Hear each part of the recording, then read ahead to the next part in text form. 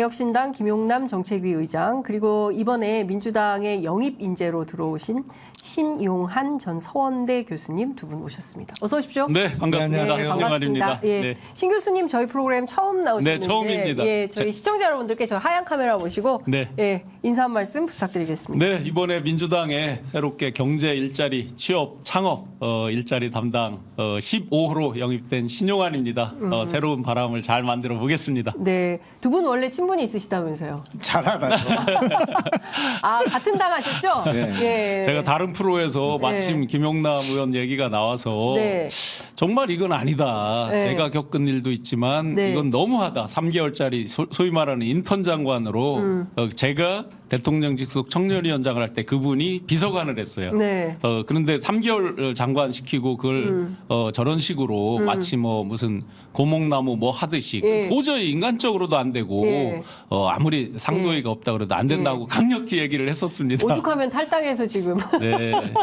뭐 저라도 개혁신당. 아마 그 자리에 있었다면 당연히 네. 그렇게 했을 것 같습니다. 개혁신당으로 옮겨갔는데 네. 지금 개혁신당이 어떻게 된 겁니까? 의원님 이것부터 좀 여쭤봐야 될 것 같아요. 일단 오렌지가 사라졌어요. 저희 댓글창에 의원님 나오시면 오렌지가 막 달렸는데 오렌지가 사라졌다. 그리고 지금 11시 1분 지나고 있는데요. 이낙연 공동대표가 기자회견을 하고 있습니다. 깨지는 거죠. 그러지 않을까 싶은데요. 네. 물론 이제 그 기자회견에서 무슨 말씀을 하시는지 들어봐야겠습니다만 네. 어제 오늘 분위기로 봐서는 그 통합 결렬 선언이 나올 가능성이 높아 보입니다. 네. 근데 다만 어떤 수정 제안을 하시거나 네. 아니면 뭐 몇 시간 아니면 하루 정도의 시간을 더 주시는 뭐 이제 기존의 어제 최고위원회에서 통과가 됐던 안건과 관련해서 아니면 네. 전체적인 당 운영과 관련해서 어떤 제안을 주신다고 하면 당연히 그거는 심사숙고해서 그 답을 드려야 할 텐데 네. 결렬 선언만 아니었으면 좋겠습니다.만 뭐 그 가능성이 높지 않나 싶습니다. 결렬 선언이 나온 것 같습니다. 지금 아마 뭐 지금 엠바고가 걸려서 제가 지금 뭐 읽고 있기 때문에 제가 말씀을 전해드릴 수는 없는데 대체로 분위기는 그런데 열흘 됐나요? 2월 9일 날 통합 선언을 했으니까요. 네, 설 연휴 직전에. 예. 예, 오늘이 오늘이 20일. 20일이니까 뭐 열흘 하루 하루 만에 이렇게 예. 됐는데 자 그러면 어떻게 되는 겁니까? 일단은 이낙연 대표는 새로운 미래가 또 창당을 했죠. 그러니까 2월 9일 날 통합 선언 당시에 네. 기존의 개혁신당은 이미 정당으로 등록이 되어 있었고요. 있고. 새로운 미래는 네. 창당준비위원회 수준이었죠. 네. 그래서 통합선언을 하면서 예. 새로운 미래가 곧 이제 정당 등록이 되면 네. 되자마자 예. 합당 절차를 밟자. 예. 그렇게 약속이 된 것이거든요. 예. 그래서 어제 새로운 미래가 정당 등록증이 나왔어요. 예. 그러니까 원래 계획대로 하면 예. 어제 오후부터 아니면 오늘부터 해서 양당 간의 합당 절차를 밟으면 되는 겁니다. 네. 그러면 대략 그게 일주일 정도 걸리더라고요. 예. 그래서 그렇게 되면 개혁 신당으로 한 당으로 다 모이는 거였는데 네. 물론 그 전 단계의 통합선언 이후에 예. 현역 국회의원분들은 예. 개별 입당 형태로 지금 개혁신당의 당적을 갖고 있어요. 예. 그러면서 개혁신당이 5석이 된 것이고 새로운 미래하고 합당해서 통합개혁신당으로 이번 총선을 치르기로 되어 있었는데 네. 결렬이 되면 새로운 미래는 새로운 미래대로 네. 정당 활동을 하는 것이고 예. 개혁신당은 기존의 개혁신당 물론 네. 그 가운데는 이제 앞으로 새로운 선택이라는 금태섭 전 의원이 창당했던 그 정당과의 네. 합당 절차를 밟아야 되고요. 네. 그리고 원칙과 상식은 정당은 아니었기 때문에 이미 개별 입당이 되어 있는 상태고 네. 그 새로운 선택과의 합당 절차는 진행이 되겠죠. 네. 뭐 지금 나오는 속보에 따르면 통합 합의 이전인 새로운 미래로 돌아가겠다. 정권 견제도 정권 교체도 어려워진 민주당을 대신하는 진짜 민주당을 세우겠다. 이런 입장을 밝혔습니다. 그러니까 여기서 정치를 멈추는 것이 아니라 개혁신당과 분리해서 새로운 미래 차원의 새로운 정당, 뭐 진짜 민주당이라고 주장을 하는데 민주당이 지금 가짜 민주당이 된 겁니까? 어떻게 봐야 됩니까? 제가 저 신입생으로 오자마자 가짜가 됐어요. 그러니까 지금 이 상황을 좀 어떻게 보십니까? 뭐 저는 이제 새롭게 이제 민주당에 합류했지만 네. 또 지금 막 이렇게 혼란을 겪는 거에 대해서 제가 함부로 뭐 코멘트하는 거는 또 네. 결례가 될 수 있지만 예. 많이 이제 아쉽고 안타깝죠. 김용남 의원님이나 저나 네. 어떤 개혁적인 보수에서도 합리적 개혁 네. 이런 것들을 주창했던 사람들로서 예. 잘 뭉쳐져서 또 선의의 경쟁을 했으면 좋은데 네. 또다시 혼란스러움이 있어서 좀 아쉬움은 있고요.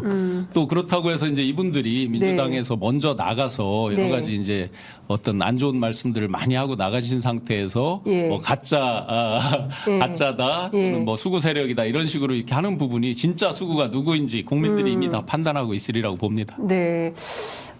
지금 뭐 내용을 보면 뭐 통합이 어려웠다라는 내용이 나오고 있는데 진짜 이유가 뭡니까, 의원님? 왜 이렇게까지 열흘 하루 만에 이렇게 결별하게 됐을까요? 제가 뭐가 보기엔 됩니까? 가장 큰 원인은 뭐 일단 저희들이 미숙해서 그런 점이 있었고요. 네. 그리고 소통의 부족을 꼽을 수 있을 것 같아요. 소통의 부족. 왜냐하면 2월 9일 날 통합선언하고는 설 연휴에 들어갔잖아요. 네. 그리고 각자 뭐 귀성 활동도 해야 되고 그리고 금요일 날 통합선언 이후에 일요일 저녁에 통합협상대표 네 사람하고 네. 이준석, 이낙연 양 대표를 모시고 저녁을 식사를 하고 나서는 예. 또 그 다음 날은 휴일이었고 예. 화요일부터 최고위원회를 했는데 네. 저희가 합치기로 했습니다만 기존에 당사가 따로따로 있습니다. 새로운 미래는 여기 여의도 국회 맞은편에 한복판에 그야말로 예. 정치 중심지에 예. 한약필. 당사를 예. 쓰고 있고요. 저희는 돈이 없는 관계로 여의도에 사무실을 마련 못하고 저 당산동에 예. 지식산업센터에 조그만 사무실을 쓰고 있는데 일단 예. 물리적으로도 떨어져 있다 보니까 예. 공식적인 최고위원회 말고는 예. 어떤 회의를 하려면 하여튼 이동을 해야 돼요. 네. 이동을 해서 제가 같이 정책위 의장을 하기로 한 네. 이 김만은 박사님하고 뭐 만나서 회의도 잠깐 했습니다만 이게 아무래도 물리적으로 떨어져 있다 보니까 예. 소통이 원활하지 않았고요. 예. 그리고 선거가 워낙 며칠 안 남았기 때문에 예. 한쪽은 마음이 매우 급하고 뭐 한쪽은 절차대로 네. 뭐 조금 여유를 갖고 하자는 분들도 계시고 하다 네. 보니까 그 사이에 예. 커뮤니케이션의 부족이 가장 큰 원인이 아니었을까 싶습니다. 그렇군요. 지금 기자회견 하고 있는 곳도 새로운 미래 당사인 여의도 한양빌딩에서 지금 하고 있다고 하는데 거기 당사도 꽤 넓고 좋던데. 원래 통합 당사를 거기로 쓰기로 쓰려고 했던 건데. 했었는데 그러면은 일단은 어떻게 되는 겁니까? 지난번에 넘어온 의원님들 있잖아요. 네. 민주당 저 더불어 시민당 출신으로 나와서 무소속을 유지하고 있던 양정숙 의원님. 의원을 포함해서 이 남아 있는 민주당 출신 현역 의원들은 어떻게 되는 겁니까? 뭐 개개인이 결정을 하시겠죠. 예, 남을지 갈지. 예. 모르겠습니다. 지금 아마도 김종민 의원님은 예, 탈당을 하고 지금 예. 현역 의원분들은 다 개별 입당 형태로 개혁신당의 당적을 보유하고 계시니까 네. 지금까지의 발언으로 봐서는 김종민 의원님은 아마 탈당하고 어제 예. 정당 등록이 된 새로운 미래로 하고. 옮기지 않을까 싶고요. 예. 다른 의원님들은 잘 모르겠어요. 조응천, 뭐 이원우, 네. 양정숙 이분들 양현장원은 남아 계실 거예요. 예, 원래 예. 개혁신당이니까 이 나머지 세 분의 운명에 따라서 예. 보조금도 바뀌는 거 아닙니까? 아니 근데 네. 어제 저도 방송에서 예. 말씀을 드렸는데 네. 지금 만약에 한 분이라도 탈당을 하면 저희는 예. 5석 미만이 되잖아요. 예. 이게 그 정당 보조금이 5석이 되느냐 안 되느냐가 중요하죠. 큰 차이가 나고 예. 또 20석이 되느냐 안 되느냐가 또 한 번 큰 차이가 나는 지점인데 예. 5석 미만으로 줄어들면 네. 이번에 받았던 6억 원이 좀 넘습니다만 네. 정당 보조금 전액을 예. 국고 반납하자 예. 이렇게 말씀을 드렸고 예. 그렇게 할 겁니다. 예. 예. 그러면 그 개혁신당 입장에서는 상당히 다시 또 좀 험난한 길을 가야 되는 상황이 되는 겁니까? 그러니까 빈 집에 소 한 마리가 들어왔다가 그냥 스쳐 지나갔어요. 다시 이렇게 쑥 들어왔다가 그냥 쑥 나가는. 지나갔어. 예. 예.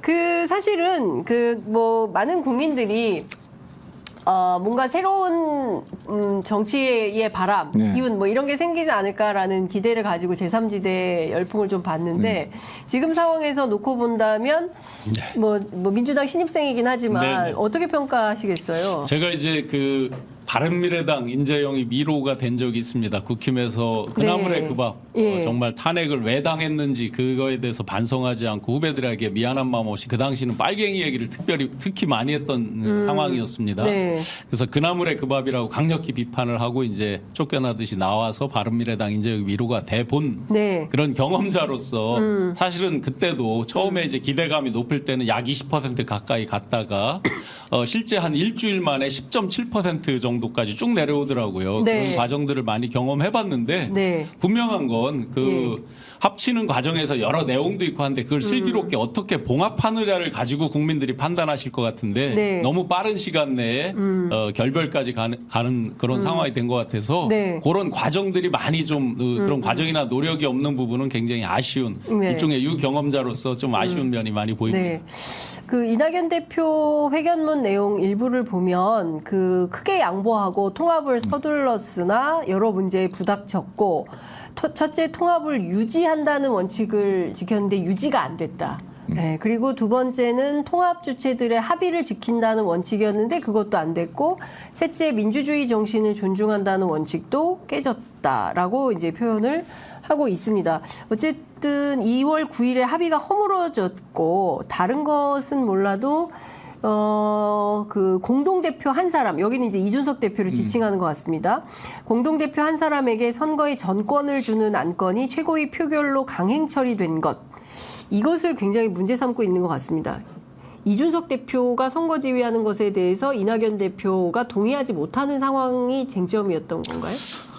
제가 제일 아쉽게 생각하는 대목인데 네. 어제 최고위원회 직후에 이준석 대표가 관훈 토론회에 참석하도록 네, 돼 있어요. 네, 네. 그러다 보니까 최고위원회가 한 1시간 20분 정도 진행이 됐는데 네. 이제 그 빨리 가야 되는 상황이었거든요. 사실은 10시쯤 끝내고 갔어야 되는데 한 15분, 20분은 더 늦춰 네. 있다가 급하게 갔는데 이게 관훈 토론회에 참석이 예정되어 있지 않았다고 하면 네. 좀 더 긴 시간을 토론을 하고 네.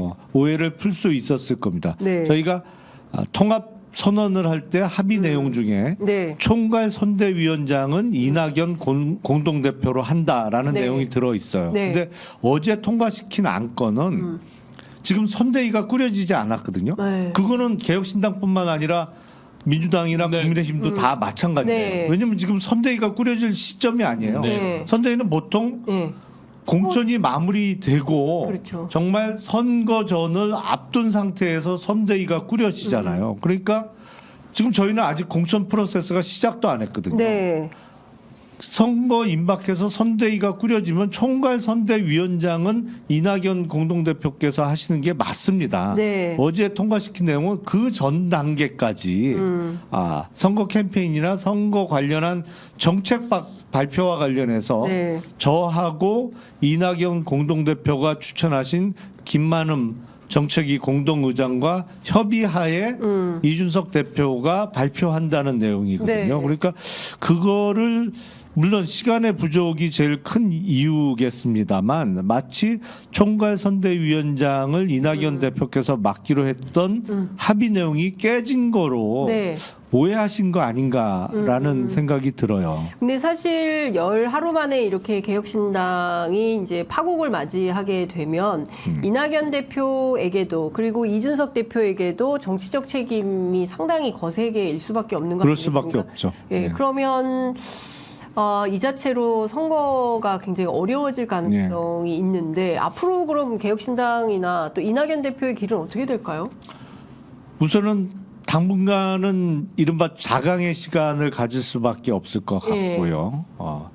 저는 그 통합 과정에서도 이른바 당내의 통합파였기 때문에 자강파가 아닌 일단 이렇게 아쉽게 저희가 부족한 점이 많아서 보다 능숙하게 운영을 못하고 파열음이 나게 된 거에 대해서는 대단히 죄송스럽고 송구스럽게 생각을 합니다. 근데 일단 좀 이른바 냉각기를 가지면서 서로 실력을 키워서 제 생각으로는 이제 50일 딱 남았는데 이게 엄청 짧은 기간입니다만 총선 전 50일은 또 무슨 일이 생길지 모르는 기간이거든요. 그러니까요. 하루아침에도 뭐 별의별 일이 생기니까요. 그 약혼식까지 다 하고 파혼하게 됐습니다만 다시 한번 재결합을 시도해 볼 수 있지 않을까라는 생각은 들어요. 재결합. 의원님 혹시 그러면 새로운 미래로 가실 생각도 있으십니까? 아니 그런 재결합 말고 그건 재결합이 아니죠. 개혁신당과 새로운 미래의 재결합. 알겠습니다.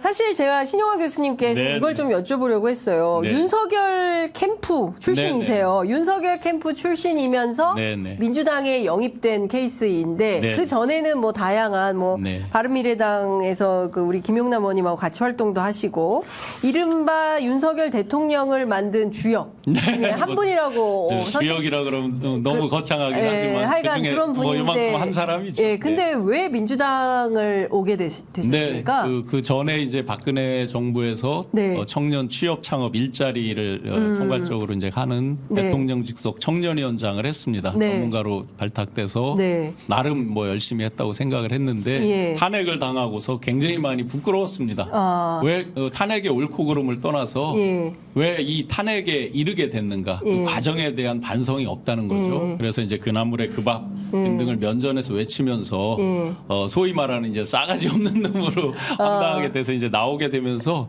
다시는 이 잘못되면 안 되겠다. 저 자신이 잘못되는 건 뭐 탄핵의 트라우마 이런 건 저 개인에 대한 부분이고 대한민국 특히 국민들이 불행해지는 일이 있으면 안 되겠다. 이렇게 생각했는데 어떻게 해서 또 윤석열 그 대통령 선대위에서 이제 정책 총괄 지원 실장 역할은 이제 모든 전문가분들이 각 파트별로 뭐 외교, 국방, 뭐 사회복지, 경제 해서 쭉 올리면 그걸 이제 A4 2장 정도로 취합을 마지막에서 이제 하고 밑에 보조 자료에서 매일매일 이제 설명드리고 후보에게 하고 이제 기자회견 이런 거 할 때 옆에 백업을 해서 이제 자료 같은 거 다 Q&A 같은 거 나올 때 가장 근접해서 윤석열 대통령을 뭐 거의 매일 만났던 TV 토론도 이제 김은혜 홍보수석 하셨던 김은혜 등등 해서 이제 저희가 백업을 또 책임을 지고 같이 이렇게 해왔었고 가까이에서 본 윤석열 대통령은 어떤 분입니까? 개인적으로 보면 굉장히 큰 형이죠. 개인적으로는 분명히 개인의 어떤 영역에서는 좋았을 분이라고 생각을 합니다. 그런데 제가 아쉽게 생각한 것은 국가를 경영하는 통치가 아닌 산업시대적인 어떤 통치가 아닌 지금 어떤 대국민 서비스의 시대에 맞는 경영에 대한 원칙과 철학 그런 것에 대한 준비는 상대적으로 많이 부족하지 않았나. 아마 급하게 올라오면서 그런 거에 대한 준비할 어떤 여력이나 여유가 없이 굉장히 빠르게 이제 대권 후보가 되고 올라오면서 정립이 좀 덜 된 거 아닌가 하는 생각이 있었고요. 그다음에 이제 개인적으로 보면 분명히 그런 좋은 부분이 있었는데 제가 바라본 모습에서 선택적 정의와 공정 이런 모습들을 보면서 이게 참여하면 뒤에 가서 굉장히 어려움을 겪을 수 있겠구나라고 생각하고 인수위 때 저는 딱 그만두고 탈당도 하고 이제 제가 잘 할 수 있는 대학 교수로서의 강의 그리고 KBS, MBC 교통방송 나중에는 이제 KTV 경제생방송 앵커를 최근까지 했습니다만 제가 이제 경제 분야만 묻혀 있다 보니 마침 이제 민주당에서 경제 일자리, 청년 일자리 등등 외연확장 이쪽에 이제 전문가로 또 15호로 발탁이 되게 됐습니다. 누가 같이 하자고 이재명 대표가 같이 하자고 많은 전국적으로는 대표께서 사인을 하신 거지만 이제 많은 전문가분들 특히 이제 기업인분들이 추천을 많이 주셨고요.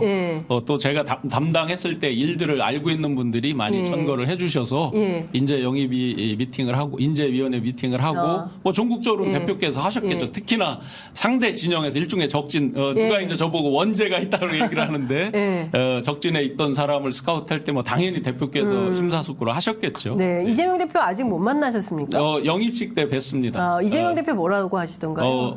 실물을 처음 뵈니까 뭐 키도 크고 뭐 일 잘하게 생겼다고 그렇게 칭찬을 농담 하셨군요. 주셨습니다. 예. 지금 뭐 한 1년 8개월, 근 2년 정도 다 되어 가는데요. 네, 네. 어쨌든 정책 서포트를 했던 그 정책 보좌를 했던 네. 그 전문가 입장에서 볼 때 윤석열 정부 제일 잘못하고 있는 건 뭡니까? 일단 원칙, 철학, 가치, 비전에 있어서 예. 그 근본 출발점이 정립되지 않았다. 예. 제가 인수위 때 많은 그 분들께 말씀을 드렸습니다. 네. 그 선거전이라는 건 급하게 오잖아요. 매일매일 전략 전술이 바뀌기도 하고 네. 임기응변 뭐 속된 말로 땜빵도 있잖아요. 네. 뭐 선거니까 이해할 수 있습니다. 그런데 최소한 그러면 그때 그런 원칙, 철학, 가치, 비전에 정립하지 못했다고 네, 하면 네. 인수위 때는 정립을 했어야 되겠죠. 그래서 인수위의 중책을 맡은 분께 제가 네. 그 말씀을 몇 차례 드린 적도 네, 있습니다. 네, 예. 그런데 제가 단적으로 왜 그게 없다라고 말씀드리냐면 진행자님 혹시 지금 이 정부의 기조가 뭐다? 한마디로 하면 뭐다? 예를 들어 뭐 참여정부도 있고 뭐도 있잖아요. 이렇게 부를 수 있는 게 얼마 전에 노래하시면서 따뜻한 정부 얘기. 따뜻합니까? 추워요. 그래서 예를 들어서 문재인 정부 때 소득주도 성장이다. 예. 그러면 일반적으로 결과적으로 봤을 때 그게 좀 부족했다, 잘못됐다 이렇게 비판도 하지만 예. 그건 결과적인 거고 예. 어쨌든 그것도 하나의 가치 철학이 담겨진 방향성이잖아요. 그럼 지금 현 정부의 가치 철학이 담긴 방향성이 과연 네. 뭐냐? 네, 그게 없다. 도저히 뭐 제가 김건희 여사는 영향력이 어느 정도였어요? 꽤 많이 있으셨죠. 어느 정도였어요? 저희가 뭐 좀 체감할 수 있게 설명을 좀 해주십시오. 그냥 뭐 저는 개인적인 비난이나 네. 어떤 그 같이 함께했던 분들에 네. 대한 좋았던 시간들에 대해서 뭐 네. 개인적인 뒷담화하듯이 하는 거 원치 않습니다. 네. 하고 싶지 않습니다. 정책에 대해서는 당연히 비판할 네. 수 있는 거고요. 네. 작은 에피소드 같이 이제 제가 정책총괄 지원실장을 하면서 이제 전략 상황 회의의 네. 그 멤버로도 참여를 했는데 약 20여 명이 이제 매일 아침하고 저녁 때 이제 모여서 그날에 전략 홍보 회의. 전략 상황 상황회의. 예, 전략 예. 상황 회의. 를 이제 참여를 했는데 거기서 이제 갑자기 이건 뭐 다 국민들이 아는 에피소드니까요. 네이버에 이제 김 여사 그 두 줄로 딱 그 커리어가 올라온 적이 있습니다. 네. 그런데 회의를 하는데 누군가 전화를 받아요. 네. 왜 이게 이렇게 됐느냐고. 네이버에 왜 두 줄로 나와 있냐? 네. 그러면 뒤집어서 저희가 예. 단적으로 한번 생각을 해보세요. 예. 감히 예. 물론 그때는 당선 전이지만 예. 어쨌든 유력한 대통령 후보의 그 부인. 부인 네. 여사님의 그거를 예. 누가 감히 그 두 줄로 올릴 수 있겠습니까? 제가 좀 잘 이해를 못했는데 조금 더 아니 그러니까 구체적으로 예를 들어 이 프로필을 네이버에 예, 올릴 예, 때 예. 그 승인 없이 누가 감히 그걸 두 줄을 지 맘대로 해서 예를 들어서 제가 책임자라고 치고 예. 그럼 제가 제 맘대로 해서 두 줄로 올리고 사진 하나 하고 딱 두 줄 올렸을 수 있을까? 그러면 이게 이제 언론에 막 왜 겨우 이 두 줄이냐고 막 비판을 받고 하니까 그때 가서 이제 딱 수정을 하고 책임성이 이제 다른 실무자들한테 돌아가고 예. 제가 그 뒤로 그 회의 자리나 그분이 중용되는 걸 보지 못했습니다. 아니 그게 무슨 뭐 그 예. 후로 글을 본 사람은 아무도 없었다. 점점점 뭐 하는 어우 살벌한 네. 공포 소설의 마지막 예. 대목 같은데. 네, 그러니까요. 그러니까 그 정도로 김건희 여사가 제가 지휘권을 느끼는 가지고 거는 있었다. 꽤 있으셨던 것 같습니다. 그러니까 지금 뭐 V1, 뭐 V0, 막 V 뭐 이런 얘기 나오잖아요. 네. 그 정도인가요? 그 뒤로 이제 민주당 오셨는데 좀 자유롭게 그 말씀하시죠. 뒤에 편하게 예. 뭐 용산 분들도 저는 뭐 제자리를 탐해서 부탁을 해본 적도 단 한 번도 없었기 때문에 네. 편하게 뵙고 예. 하면서 들은 얘기 인사청탁을 정말 김건희 여사를 통해서 했다는 건가요? 많은 분들이 하는 것 같습니다. 제가 직접 보지 못했으니까. 그럼 관철이 됩니까? 원하는 자리 갑니까? 다 문제가 많이 생겨서 잡음이 많이 나오죠. 그 중간에. 잡음이 왜냐하면 생겼다. 서로 그걸 가까운 분들이 자랑을 하다 보니까 나오죠. 네. 그래 멀리서 나온 게 아니고 거기 같이 모시던 분들, 예를 들어서 아크로비스타에서 같이 일했던 분들 네, 네. 이런 분들 사이에서 이제 대부분 젊은 분들이었거든요. 네. 그런데 저희는 대통령도 모셔보고 이제 여러 네, 경험들은 있잖아요. 그래서 늘 보안을 중요시하고 또 그렇게 살았는데 이제 그분들이 이제 소주 한 잔씩 한다든지 또 각 지방 수행 이런 데서 자기들끼리 소주 네. 자리에서 또 네. 일종의 이제 으쓱해서 자랑질을 한다든지 하는 과정에서 이제 나오는 얘기들이 꽤 많았죠. 그게 사실은 정권 초기에 굉장히 부담을 줬다고 생각합니다. 참모들도 준비되지 않았다. 네. 의원님 법률가시잖아요. 네. 대통령 부인 네. 이 후보 시절이긴 합니다만 인사에 개입하면 어떻게 되는 거예요? 아니 후보 시절에는 괜찮- 뭐 인사권이 없으니까 괜찮은데. 후보 본인도 인사권이 없으니까 예. 아 캠프 운영과 관련해서 예, 캠프 운영도 그렇고 후보 때 했으면 당선 이후에는 안 했을까요? 아니 그건 뭐 다 아는 얘기잖아요.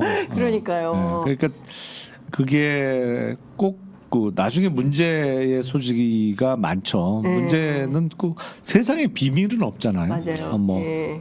단 두 사람만 알고 있어도 결국에 그게 다 나중에 밝혀지는 경우가 많고 네. 사고가 터지면 이제 꼭 그 책임을 지는 사람은 나오게 마련이죠. 근데 저도 공감은 상당 부분 하는데 네. 그 이거는 예정돼 있던 대통령 선거였잖아요. 네. 그 이른바 탄핵 이후에 급하게 치러진 대통령 보궐선거가 아니고 그렇죠. 예정돼 있던 스케줄로 치러진 선거라 네. 2달의 인수위원회 활동 기간이 있었단 말이죠. 네. 근데 저도 인수위 활동 마감 시점에 깜짝 놀란 게 네. 이 정부조직법 개정안이 안 나오는 거예요. 근데 보통 인수위가 끝나갈 무렵에는 아니면 그때는 그 준비가 채 끝나지 않았더라도 네. 막 정부 시작해서는 이 정부의 형태 내지는 앞으로 어떻게 운영을 하겠다는 네. 그게 담긴 정부조직법 개정안이 나오거든요. 네. 그거 안 나와요. 그래서 아니 뭐지 그랬는데 지금도 안 나왔어요. 그러니까 그거는 정말 이해하기가 어려워요. 그걸 맡고 있는 사람이 김건희 여사예요? 아니 그런 부분은 아마 아닐 것 같습니다. 예. 그런 부분은 아닐 것 같고 예. 이제 소위 말하는 이제 예. 차관 통치 얘기 많이 하잖아요. 예, 차관 통치. 이런 부분들이 예. 사실은 이제 대선 때부터 나오던 얘기입니다. 왜냐하면 그 의석수로 이미 예상되는 예견되는 예. 얘기잖아요. 예. 그러면 뭐가 돌파가 안 되면 어떻게 해서 차관 통치, 그러니까 차관 그 당시엔 차관 예, 통치라는 표현 예. 안 했지만 예. 이런 식으로 돌파한다는 이미 선대위 상태에서 여러 가지 말씀들이 있었고 네, 네. 그러다 보니까 사실은 이제 가장 지근거리했던 사람들을 차관으로 많이 보내게 된 거죠 네, 당시에. 예, 예. 그분들 중에 지금 상당수 여전히 일하고 있거나 이번에 출마를 많이 하셨죠. 네. 그런 식으로 이제 어떤 시스템보다는 시스템 외적인 것들을 많이 생각하다 보니까 네. 지금 김용남 의원 말씀대로 정식적인 이런 조직도까지 안 나오게 되는 그 네. 부분은 아마 김 여사 부분과는 좀 다른 부분 같습니다. TV 토론 서포트 하셨다니까 네. 그것 좀 여쭤볼게요. 손바닥 왕자. 그거는 김용남 의원께서 그걸로 하시고 네. 아니 손바닥 왕자 그거는 어떻게 된 건지 저는 그때 그 김용남 의원님도 부분까지는 제가 정말로 네. 그 부분은 소화를 안 했지만 네. 김용남 의원 말씀대로 뭐 네. 진짜 아니 정말 너무나 한심했다고 고백을 하시기도 하셨잖아요. 예. 그 이상의 한심한 것도 많이 있었기 때문에 그 이상의 한심한 것도 어떤 겁니까? 손바닥 왕자보다 더 한심한 것은 소주 한잔 할 때 에피소드 예, 어떤 거예요? 뭐 예. 시스템적으로 정책적인 걸로의 한심함은 정말 많이 겪었죠. 예. 단적으로 그냥 쉬운 에피소드로 예. 이 통장 예. 수당이 10만 원이었는데 20만 원으로 올린다는 얘기가 예. 나왔어요. 예. 그러니까 하루아침에 그냥 올려 이렇게 되는 거죠. 그러면 뭘 밑도 끝도 없이 정책을 담당하는 제 입장에서는 예. 예산이 일단 얼마가 들어가는지를 예. 파악해야 되고 그렇죠. 예산을 그럼 어디서 전용할 거냐가 나야지. 그렇죠. 예산을 새로 만들 수가 없으니까 예, 만들기 예. 어려우니까 예. 어떤 예산을 빼서 어떻게 갈까가 그렇죠. 나와야 되잖아요. 예. 없어요. 상대방보다 5만 원 더 줘야 돼. 이런 거죠. 쉽게 말하면. 또 하나 예. 에피소드는 예를 들어 예. SOC 인프라. 예. 소위 GTX 이런 것들이 기본 속도가 있기 때문에 기본 간격이 있어야 네, 되잖아요. 네. 근데 전국 각지에서 이제 지자체장을 준비하면서 당시에는 예, 이번 대선을 잘 치르고 다음에 예. 지자체 나갈 분들이 예. 서로 민원을 하죠. 예. 그러니까 어떻게 됐어요? GTX나 소위 말하는 KTX류의 이런 것들이 1km도 안 되는 지점에 계속 여기 이제 공약이 되는 거예요. 그래서 나중에 처음에 저희가 원칙을 줬어요. 예. 최고 속도 계산해서 예, 예. 최하 몇 킬로 이 예. 정도의 그 간격을 둬야 예, 된다. 예. 그거 아니고서는 안 된다. 너무 우스꽝스러워진다. 했는데 나중에는 어떻게 되냐면 에이 몰라 일단 걸게 내버려 둬. 그리고 우리는 승인 안 한 걸로 해. 이렇게 되는 거죠. 그러다 보니 실제로 용인 같은데 1km마다 여기 쭉 공약이 됐죠. 그럼 동네마다 여기 다 있는 거예요? 그렇게 되는 거죠. 그래서 이런 것들은 물론 정말. 선거니까 네. 캠페인의 특징까지 감안해서 약간의 과장은 있을 수 있다. 그런데 대국민 사기하듯이 또는 허위 어떤 과장하듯이 이런 건 안 되겠다. 굉장히 자괴감을 많이 느끼죠. 저 스스로. 네, 의원님도 직접 경험하신 바입니까? 이런 것들 캠프에 계셨잖아요. 아니 지금 경험하고 있잖아요 우리가. 지금도 경험하고 있고. 의대 정원 2,000명 증원이요. 네. 아니 그게 근데 네. 저는 일종의 선거 전략이라고밖에 생각이 안 되는데 지금 의대 정원이 3,058명인가 네, 그래요. 맞아요. 3,000명이 뭐 거의 3,000명으로 보면 맞는데 네. 이걸 당장 내년부터 거의 70%를 늘려서 5,000명씩 뽑겠다는 거잖아요. 네. 공과대학도 이렇게 갑자기 못 늘려요. 더군다나 의대는 네. 해부학도 해야죠. 이 실습 공간이 있어야 되잖아요. 맞아요. 뭐 공대 같으면 네. 실험실입니다만 네. 의대는 더 준비가 필요하고 네. 뭐 여러 가지 난관이 많은데 네.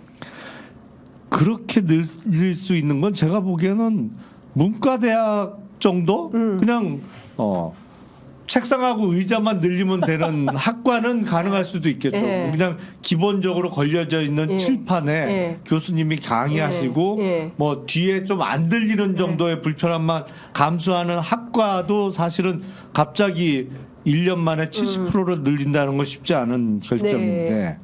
이거 누가 봐도 비현실적이란 예. 말이죠. 아 이게 정말 즉흥적으로 결정했을 가능성이 하나 있고 예. 그냥 지난 정부에 사실 400명 증원을 검토하다가 포기했잖아요. 그렇죠. 예. 의사들. 이번엔 통 크게 2,000명. 예. 즉흥적인 결정일 수가 있고 예. 또 하나는 예. 이거를 총선에 좀 이용해 보자. 의대 정원을 늘리겠다고 하면 일단 보다 편하게 싼 가격에 병원을 이용할 수 있겠다라고 하는 국민들의 찬성 여론이 높을 것이고 네. 아니면 아주 디테일하게 보면 내 자식 의대 보내고 싶은 부모들도 찬성하실 것이고 다만 반대는 10만 명이 조금 넘는 현직 의사들은 반대가 네. 심하겠죠. 예. 하지만 찬성하는 집단이 훨씬 크기 때문에 네.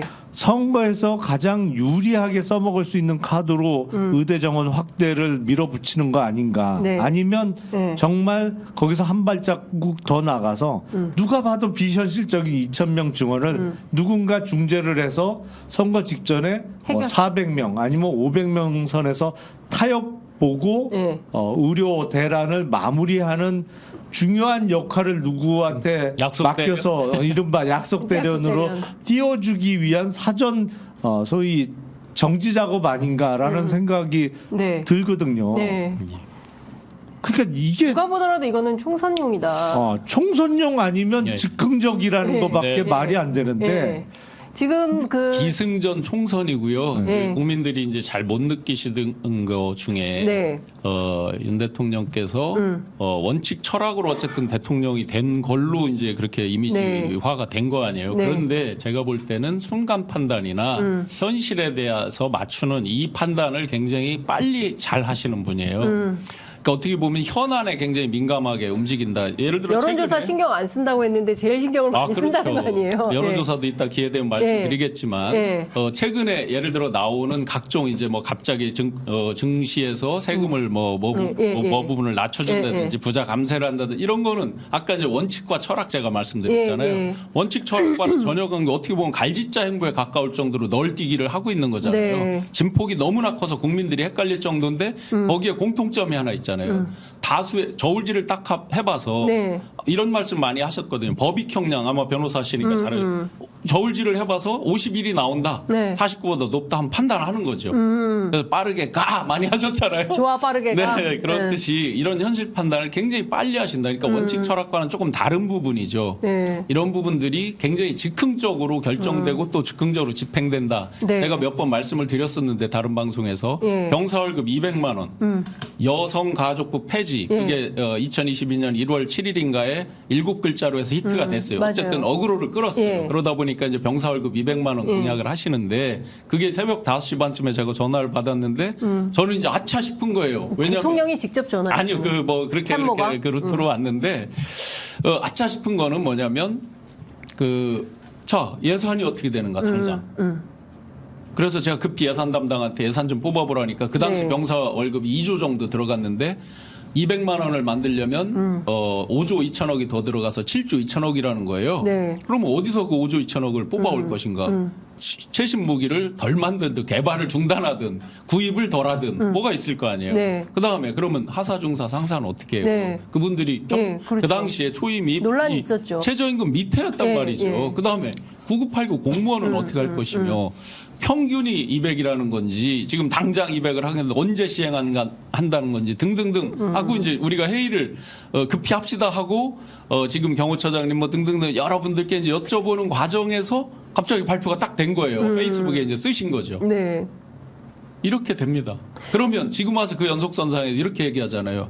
네, 2025년에 병장 월급 205만 원 지금 한다고 정보 발표. 네. 이럴 거면 모병제를 하지 이렇게 나오는 거죠. 연속선상에서. 네. 그만큼 졸속이고 지금 의료 이런 부분도 마찬가지지만 네. 저울질 딱 해봐서 국민들 50일이면 이건 한다. 결론은 무조건 기승전 총선이다. 그러면 포퓰리즘 있죠. 네, 사실 그런 거 아닙니까? 그렇죠. 예, 근데 그 정도는 국민들이 다 판단을 하고 있기 때문에 국정 운영 평가에서 부정 평가가 60% 이상이 나오는 거고, 그래서 심판 정서가 잡힌 거고, 지난 강서구청장 보궐선거에서 예비 모의고사를 치른 건데 그럼에도 불구하고 여전히 바뀌는 게 없고 이거 해결하면 선거에 이긴다라고 판단을 하고 있는 건데 그러면 야당이 좀 잘해야 되잖아요. 그렇죠. 야당이 좀 잘해야 되는데 지금 민주당도 복잡하고 네. 개혁신당도 매우 복잡하고 오늘 난리가 났고. 오늘 네. 난리가 났고 이 혼란을 어떻게 정리해야 됩니까, 의원님? 일단 방- 저희부터 해법, 잘해야죠. 저는 뭐 저희부터? 지금 당분간 반성과 자숙의 시간을 좀 가져야 됩니다. 사실은 네. 제가 통합의 협상 대표로 임했던 사람으로서 네. 한 10여일 만에 이 통합이 결렬되는 상황에 대해서 저 자신이 깊은 책임을 느끼고 있고요. 네. 보다 원숙하게 좀 잘했어야 된다는 반성을 할 수밖에 없는 상황이고 네. 다만 이 총선이 약간 흐려지고 있는 거 아닌가라는 걱정이 들어요. 왜냐하면 누가 봐도 국정 운영이 미숙하거든요. 네. 원활하지 않거든요. 네. 그리고 이거는 국정 철학이 뭔지를 도대체 알 수 없는 형태로 2년을 끌고 오고 있는데 이거에 대해서 딱고만 경고 내지는 회초리가 내려질 시간이 이제 50일 네. 남았는데 예.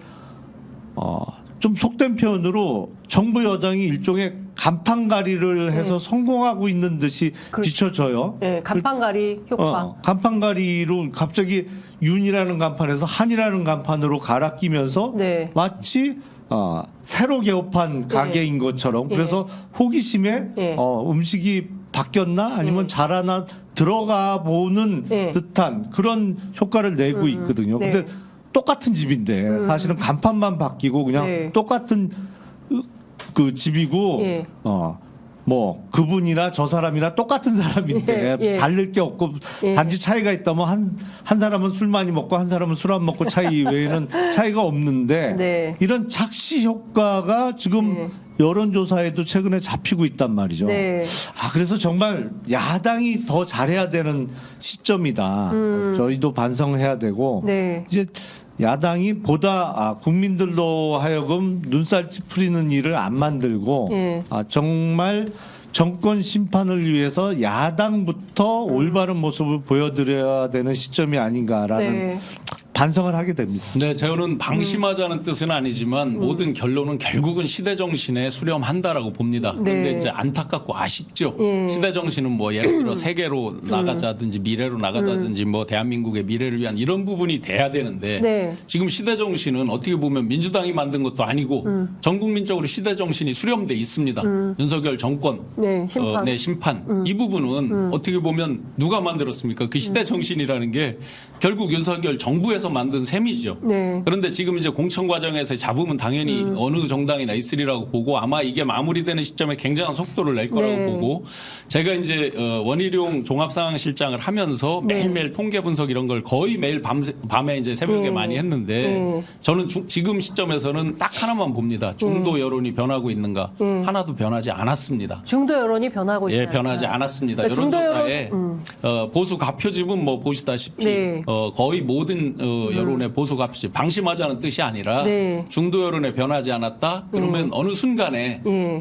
김용남 의원님 지금 추진하고 있는 새로운 신당들 예. 여러 정당들 다 같이 예. 합쳐지는 수렴되는 지점은 예. 윤석열 정권 심판이 될 것이다. 시대 정신에 수렴한다. 아쉬운 어떻게 보면 네거티브적인 시대 정신이지만 어쩔 수가 없다. 그 지점에 반드시 국민들이 말없이 있다가 예. 투표장에서 심판할 것이다라고 네. 생각합니다. 공천과 관련해서 네. 지금 언론들의 대부분의 논조를 보면 더불어민주당이 공천 갈등이 심한 거로 비춰지잖아요. 네. 뭐 더불어민주당은 그쪽에서 알아서 잘 하셔야 될 것 같고 네. 국민의힘은 무난하다. 예.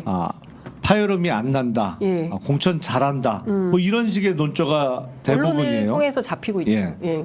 그런데 네. 지금 21대 국회에 있어서 네.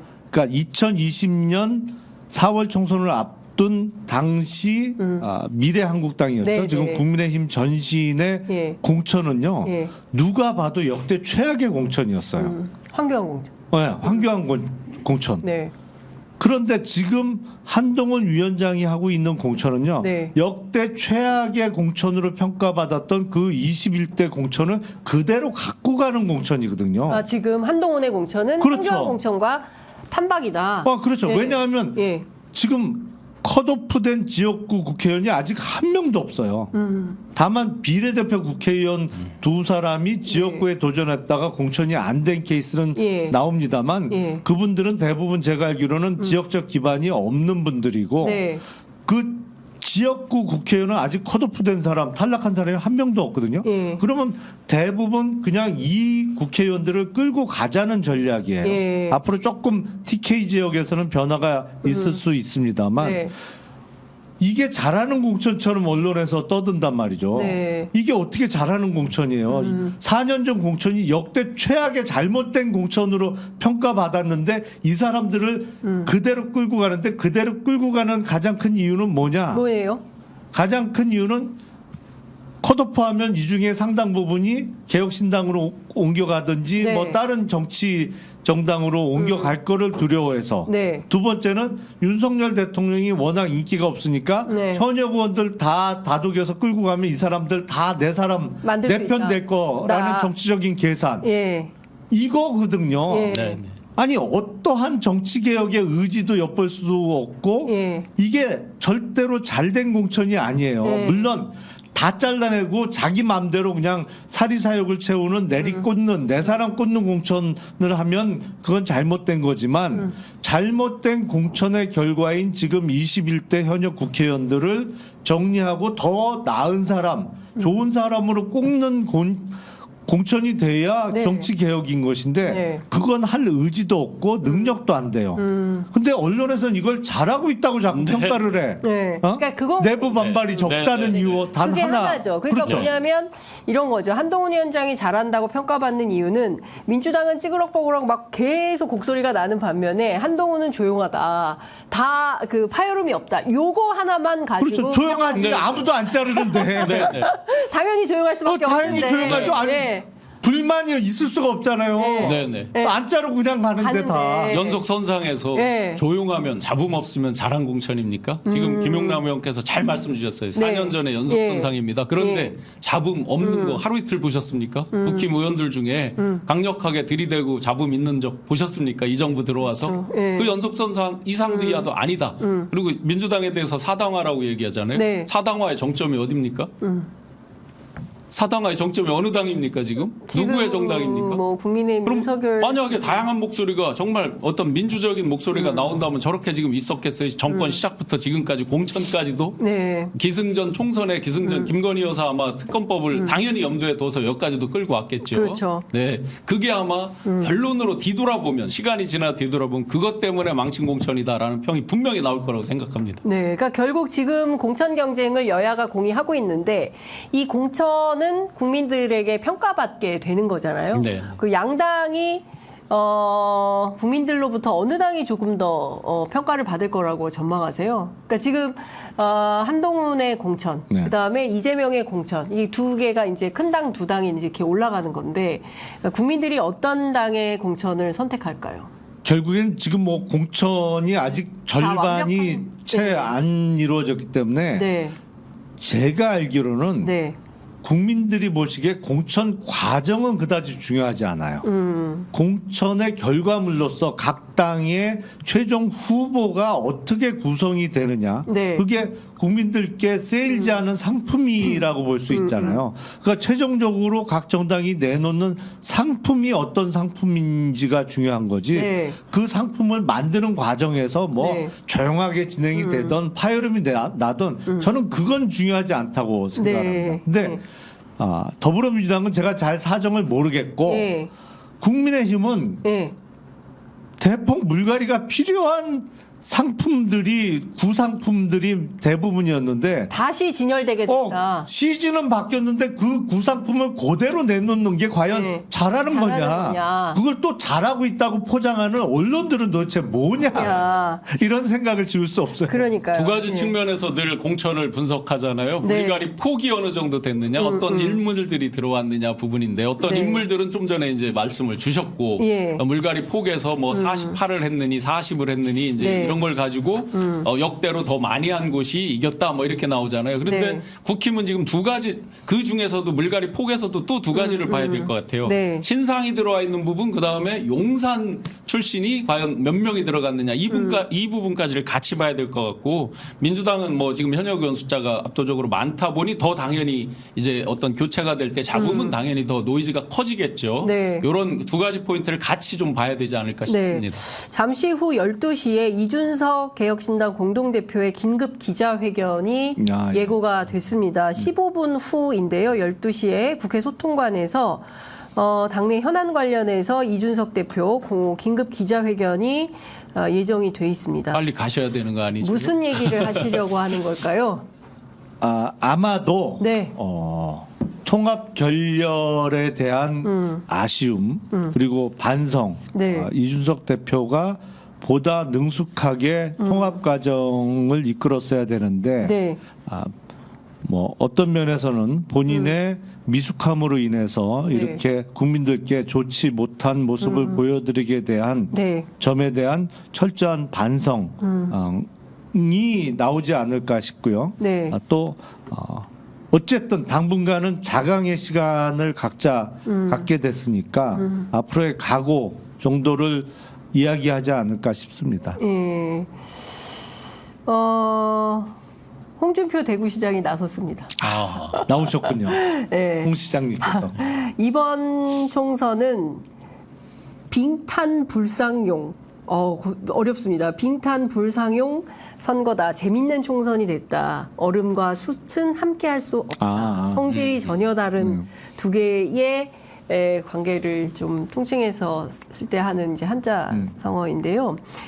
사실 출발부터 네. 예, 이낙연 대표하고 이준석 대표가 맞냐 갑자기 이게 통합이 됐어요. 설 연휴 전에. 그래서 너무 급발진 아니냐라는 분석도 있었는데 네. 어떻게 평가해서 결국 이게 잘 된 겁니까? 아니면은 매우 어려워진 겁니까?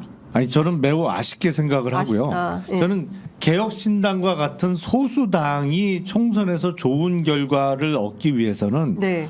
모든 것이 엔드 조건이라고 생각을 합니다. 그러니까 개혁신당이 총선에서 국민들께 좋은 평가를 받기 위해서는 이준석 대표도 있어야 되는 것이고 네. 또 더불어민주당 출신의 이낙연 대표님도 함께 힘을 합쳐야 되는 것이고 또 네. 공천을 객관적으로 엄격하게 관리해줄 예를 들어서 김종인 비대위원장 같은 분들도 예. 힘을 합쳐 주셔야 되는 것이고 예. 또 앞으로 어쩌면 양당에서 탈당하실 현역 의원들의 합류도 있어야 되는 것이고 그러니까 네. 어떤 분들은 이게 잡탕밥이라고 비판을 하십니다만 네. 저는 모든 조건이 다 엔드로 성립할 때 네. 개혁신당과 같은 소수 정당이 거대 양당과의 경쟁에서 승리할 수 있다. 네. 뭐 그게 제1당이 된다는 의미는 아니고 네. 그래도 의미 있는 의석수를 받으면서 많은 네. 국민들의 표를 담을 수 있다라고 생각하거든요. 네. 그래서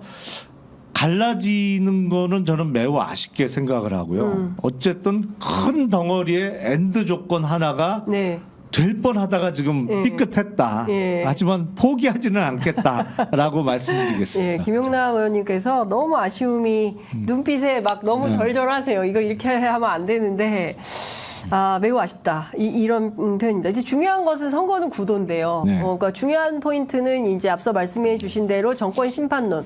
국민들 다수 이제 심판할 결심을 마쳤고, 자 그러면 내 표를 어디에 줄 거냐. 이제 이 선택지가 남아 있는 것인데 전반적으로 뭐 긍정적으로 평가는 하시고. 네, 양극단은 이미 뭐 지금도 상당 부분 결집이 돼 있고 조금씩 더 이제 마무리 이제 결집만 남아 있겠죠. 그렇게 네. 보면 이제 소위 말하는 중도. 근데 중도라는 건 엄밀히 말하면 그냥 스윙 보터잖아요. 사안별로 움직이지 않습니까? 예를 들어서 윤석열 대통령 정부에서 잘하면 그에 대해서 지지 분명히 할 수 있는 거고. 그런데 대체적으로 네. 여러 통계들을 보면 예를 들어 50대 25 정도에서 굳어진 지가 네. 지금 최하 3개월 정도부터 거의 바뀐 걸 보지를 못했습니다. 네. 그렇다고 보면 지금서 여러 가지 이제 미끼를 던지는 거죠. 선거용으로. 네. 그걸 가지고 과연 그 사탕 발림 같은 거에 국민들이 쏘가 넘어갈 거냐 아닐 예. 거냐인데 예. 아마 이 정도에서 급변하는 어떤 사태가 아니라 그러면 그렇게 쉽게 넘어갈 거라고 생각지는 않습니다. 그 팩트 좀 여쭤볼게요. 그 많은 사람들은 이렇게 그 갈라지게 된 가장 핵심 요인 중에 하나가 이제 배복주 전 정의당 대표의 문제 하나 얘기가 나오고요. 또 하나는 김종인 공관위원장 문제. 네. 이것을 둘러싸고 이준석 대표가 오늘 아침에 그 시선 집중에 나와서 설명했던 내용이 거짓말이다라고 김종민 의원이 김종인 공관위원장 문제와 관련해서 이준석 대표가 오히려 이낙연 대표가 제안한 거다라고 얘기를 했는데 그것은 완전한 거짓말이다라고 또 주장을 했거든요. 아니 그거는 제가 알기로도 거짓말은 아닙니다. 그럼 김종민 의원이 거짓말을 하고 있는 겁니까? 그 잘 모르신 것 같아요. 잘 모르는. 그 근데 그날 회의에 이하이에. 같이 있었던 분들 아닙니까? 그 최고위 회의석상에서 사실은 누군가가 김종인 위원장에게 공관위원장을 제안하면 어떻겠냐라는 얘기가 나와서 이건 이준석 대표의 주장입니다. 이낙연 대표가 그러면 이준석 대표를 향해서 전화해서 한번 연락을 해봐라라고 해서 추진된 것이지 이준석 대표 측에서 추진된 것은 아니다. 근데 그 자체가 거짓말이라는 게 김종민 의원의 주장이고. 아니 그러니까 2월 11일 저녁 자리에서 그런 얘기가 있었던 거는 맞고요. 네. 사실은 그 전에 네. 뭐 실명을 밝히기는 좀 그렇습니다만 함익병을 처음 제안해서 참 독특하다 생각했다. 이런 얘기도 나옵니다. 아니 별 얘기 다 나왔네요. 진짜 별 얘기 다 나왔네요. 다 나왔어요. 예. 아니 그날 전에 네. 이낙연 대표님의 아주 가까운 분, 네. 물론 이제 의원도 하셨던 분인데 네. 그 분이 이준석 대표에게 먼저 네. 김종인 위원장을 공관위원장으로 모시면 어떻겠냐라는 연락이 왔었어요. 네. 그 연락은 그 11일 저녁 전에 있었고 이미 네. 예. 그래서 그 참 좋은 아니다라고 이미 그 접수가 돼 있는 상태에서 예. 뭐 2월 11일 날 뭐 이런 분 저런 분 얘기가 오고 갔던 것이고 네. 그건 뭐 사실입니다. 그러니까 이낙연 대표께서 직접 연락을 먼저 주신 건 아니지만 네. 누가 봐도 예. 이낙연 대표님의 가장 가까이에 계신 분이 이준석 대표에게 네. 김종인 박사님을 공관위원장으로 모시면 어떻겠냐라는 네. 제안을 먼저 주셨던 건 틀림없는 사실이에요. 근데 아마 네. 김종민 의원님께서는 그 비하인드 스토리는 모르시고 계신 게 아닌가 싶어요. 몰라서 이렇게. 근데 모르면 완전한 거짓말이다 이런 말을 할 수가 없잖아요. 아니 그건 틀림없는 사실이에요. 그러니까 그러니까 이게 이게 팩트를 참 둘러싸고 참 어렵네요. 결혼 발표까지 했다가 파혼하게 되니까 이런저런 막 얘기가 네. 나오는데 네. 이게 좀 자제해야 될 것 같은데요. 자제해야 될 것 같다라는 말씀 좀 주셨습니다. 하여튼 버라이어티 합니다. 지금 정치가 선거 50일 앞두고 개혁신당은 그야말로 이제 파경을 맞게 된 것이고 민주당은 공천 잡음이 있고 반면 조용하긴 하지만 국민의힘 공천이 잘 됐다고 평가하기는 어렵고 그리고 실제 이 분위기가 계속될지도 모르겠고 사실 TK에서는 어떤 문제가 또 발생할지. 사실 국민의힘은 네. 쉬운 1점짜리 문제만 먼저 막 푼 거예요. 열심히. 예. 이 배점이 높은 막 네, 고난이도. 그리고 고난이도 3점, 5점 뭐 킬러 문항은 다 뒤로 밀어놓은 거예요. 예, 사실은. 예. 그러니까 그걸 지금까지만 보고 예, 잘했다고 하면 국민의힘은 안 된다. 조용하게 잘하네 이런 평가는 대단히 섣부르고 그리고 내용을 들여다보면 네. 그 사이에 아름아름 네. 측근들은 다 내리꽂기 넣었어요? 공천이 네. 됐어요. 주진우 비서가 이분이. 포함해서 네. 그 서초동 팀이 도대체 어떤 데입니까? 뭐 지금 다 아시는 그런 네. 분들이죠. 네, 그냥 이분들은 다 가장 꽂히는 영향력이 컸던 가장 그런 영향력이 분들인 컸던 거죠. 분들이고. 지금 그 뒤로도 이제 다 용산 참모들로 많이 가신 거고 네. 계속해서 예. 인사 예. 이 부분에 가장 예. 큰 영향을 미친 건 이제 사실. 핵심은 TK인데요. 네. TK 공천 어떻게 될 걸로 보세요? 지금 김용남 의원 말씀대로 네. 버라이어티 그야말로 킬러 문항을 풀어야 되는데 네. 지금 실제로 바뀐 분이 아무도 없잖아요. 그러면 이제 경선으로 갔을 때 과연 뭐 여러 가점 감점을 얘기를 하지만 네. 현역 분들이 왜 반항을 안 하고 있는지에 이미 정답이 나와 있죠. 그거 네. 역시나 김건희 여사 특검, 도이치 특검 그 부분과 분명히 직결돼 있다. 함부로 바꾸지 못하고 네. 바꾼 것처럼 포대가리, 포장 이런 것들은 열심히 할 것이다. 예. 예. 그럼 결국에는 김건희 특검법 때문에 계속 근데 무한정 미룰 수는 없는 거 아닙니까? 결론을 내긴 네. 할 텐데 저는 제일 궁금한 게 주호영 의원의 네. 예, 운명인데 어떻게 될까요? 거기는 경선이 네, 결정이 돼 돼 있고요. 있잖아요.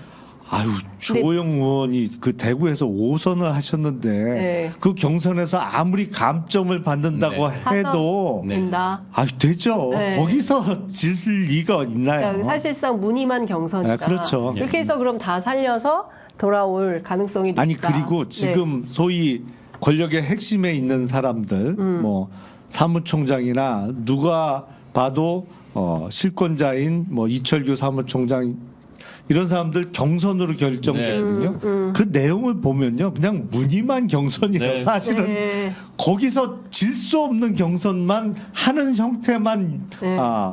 띄고 있는 거지. 예, 예. 그거 사실 예. 단수 공천이지 그게 무슨 경선이에요. 네, 뭐 신경을- 희생을 포장한 거죠. 네. 교수님 캐비넷 파워 네. 실제로 큽니까? 큰 것 같습니다. 멀리 따질 게 아니라 저도 이제 이 네. 제안을 받고 네. 전문가로서 오는 거지만 네. 고심을 안 했겠습니까? 네. 그런데 이제 어느 순간에 생각을 해보니 네. 함께했던 그 시간들에 대해 제가 자기 부정할 것도 아니고 네. 살아온 뭐에 대해서 네. 아니다 네. 그래서 뭐 딱 맘먹으니까 뭐 마음이 심플해지더라고요. 네. 근데 다수의 지금 공천 과정에서 나오는 네. 그 캐비넷 파워 네. 하루 만에 다 아각거리던 분들이 딱 입 다물고 하는 현상들이 왜 나타나겠습니까? 중진들이 뭐 네. 예를 들어서 멀리 찾을 것도 없죠. 최고의 중진이라는 분들이 어떤 쇼에 가까울 정도로 막 자기 네. 노익장을 과시하면서 네. 했다가 하루 만에 막 접고 하잖아요. 네. 과연 그거 캐비넷 없이 어떤 힘이 작용을 했을까? 그리고 김성태, 김무성 이분들 다 캐비넷 뭐 다 파워 비슷하다고 봅니다. 캐비넷에 굴복한 겁니까? 네, 뭐 유죄 무죄를 떠나서 다 네. 비슷하다라고 추정을 합니다. 예. 캐비넷 파워 추정.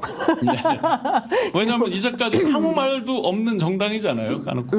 아무 말도 없는 정당에서 막 비판의 수위를 자리 약속 받았다 뭐 이런 소문도 있었는데 그게 아니라 네. 결국은 캐비넷. 자리는 아마 그분들을 대체할 만한 그분들의 노후를 이렇게 네. 아름답게 빛나게 할 만한 자리가 뭐가 그렇게 있겠습니까? 유명한 말이 있잖아요. 네. 아무 말도 하지 않으면 아무 일도 일도 일어나지 않는다. 네. 아, 참 대단하다라는 생각이 좀 들고 사실은 그것이 대한민국 정치 발전에 도움이 되는 것인지 많은 국민들께서 자문하시고 스스로 답을 찾아야 되는 상황이 아닌가 싶습니다. 선거 50일 앞두고 저희가 여러 가지 복잡한 정당의 오늘 상황을 좀 살펴봤습니다. 두 분 오늘 말씀 잘 들었습니다. 혹시 끝으로 꼭 하시고 싶으신 말씀 있으시면 한 말씀씩 듣고 마무리하겠습니다. 개혁신당이 보다 예. 좋은 모습을 보여드리지 못해서 대단히 송구스럽게 생각을 하고요. 앞으로 실력을 더 키워서 이제 얼마 남지 않은 총선입니다만 그 사이에 좀 변모된 모습, 훨씬 유능해지고 원숙해진 모습을 보여드리기 위해서 열심히 노력하겠습니다. 네. 예, 국민 여러분 밤새 평안하셨습니까? 삶의 질, 일자리, 경제, 우리 민생, 장사 매출 오르셨습니까? 이익 늘어났습니까? 가장 본질적인 거 우리 생활 가까이에서 답이 있다라고 생각을 합니다. 지금 여러 가지 끓는 마음 있더라도 잘 이렇게 가슴속에 눌러주셨다가 총선 투표 날 정확하게 심판해 주시기를 또 그 선봉에서 함께 노력하겠습니다. 고맙습니다. 네, 오늘 두 분 감사합니다. 네, 고맙습니다. 네, 고맙습니다. 네. 네.